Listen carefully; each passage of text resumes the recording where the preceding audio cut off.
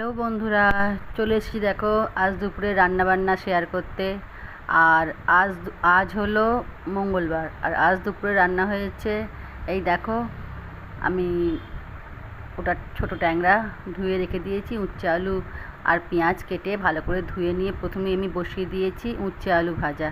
এই দেখো এখানে আমার উচ্ছে আলু ভাজা চলছে, আর অপর দিকে আমি অন্যান্য রান্নার জোগাড়জাটি করে নিচ্ছি। এই দেখো আমার উচ্ছে আলু ভাজা হয়ে গেছে। আর তারপরে আমি ভাত বসানোর জন্য চাল বার করে নিলাম। চালকে ভালো করে ধুয়ে আমি ভাত বসিয়ে দিলাম। আর আমার ভাত হচ্ছে। দুপুরে রান্নাবান্না শেয়ার করতে আমার ভালো লাগে, তাই আমি দুপুরে রান্নাবান্না শেয়ার করি। এই দেখো ট্যাংরা মাছ রান্না করার জন্য ট্যাংরা মাছকে নুন হলুদ মাখিয়ে তেলে ভালো করে ভেজে নিচ্ছি।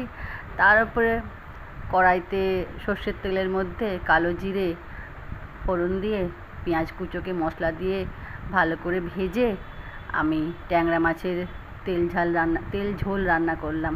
এই দেখো আমার দুপুরের মেনু, উচ্ছে আলু ভাজা, ভাত, আর তার সাথে ট্যাংরা মাছের তেল ঝোল। তোমাদের আমার ভিডিও কেমন লাগে জানিও। ভালো থেকো, সুস্থ থেকো, টাটা।